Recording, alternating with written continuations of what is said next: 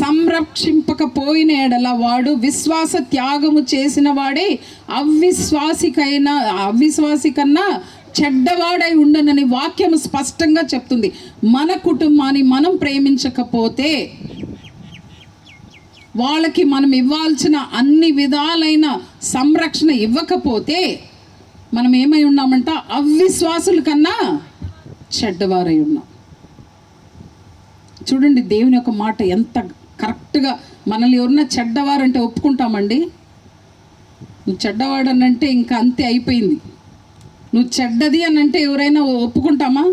But దేవుని మాట ఏం సెలవిస్తుందంటే, మన కుటుంబాన్ని మనం సంరక్షించకపోతే మనము చెడ్డవారై ఉంటామని వాక్యము స్పష్టంగా మనకు తెలియచేస్తుంది. కనుక మనము చాలా జాగ్రత్తగా మన కుటుంబ విషయాల్లో, మరి గృహ నిర్వాహకత్వంలో ఏ విధంగా మన పిల్లల విషయంలో మనం ఎలాగుండే, నిన్న ఆల్మోస్ట్ అన్ని క్వశ్చన్స్ కవర్ అయిపోయి ఏ విధంగా మనం చేసుకోవాలి. అందుకని I'm not going in to it. అవన్నీ కూడా కవర్ అయిపోయి తల్లిదండ్రులుగా మన బాధ్యత మన పిల్లల విషయంలో చాలా చాలా మనం మాదిరికరంగా ఉండాలి. ఇది చాలా మస్ట్ అండ్ షుడ్. ఇంకొక విషయం ఏంటో తెలుసా? గర్ల్స్ చాలా వరకు తల్లుల్ని ఫాలో అవుతారు, బాయ్స్ చాలా వరకు తండ్రిని ఫాలో అవుతారు. ఫాలో అంటే ఏ విధంగా ఉన్నారు వాళ్ళని చిన్నప్పుడు వాళ్ళు గమనించరు అని మనం అనుకుంటాం. 100% వాళ్ళ మైండ్లోకి అన్నీ వెళ్ళిపోతాయి. వాళ్ళు పెద్ద అయినప్పుడు కరెక్ట్గా అదే చేస్తారు. ఆ తల్లికి నోరు ఉందనుకోండి, నిన్న పాస్టర్ గారు చెప్తున్నారు కదా, పోయినప్పటికి ఆ బిడ్డ నాలాగుందా నీలాగుందా అని వాళ్ళు గొడవలు వేసుకున్నారు.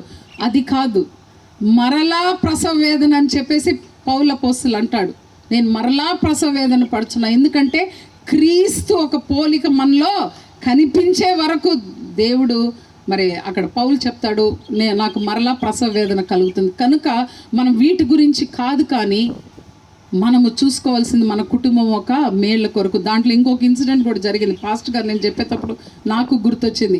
ఒక ఇంటికి పాస్టర్ గారు వెళ్ళారు, కొత్తగా పెళ్ళైన వాళ్ళు, ఏదో 1 year 2 years అయినట్టుంది. మరి అక్కడికి ఆ ఊరికి వచ్చారు కాబట్టి వాళ్ళని కలుద్దామని వెళ్ళారంట. గొడవ జరుగుతూ ఉంది. అయినా కూడా ఈయన తలుపు తట్టినా వాళ్ళు తలుపు తీయలేదు.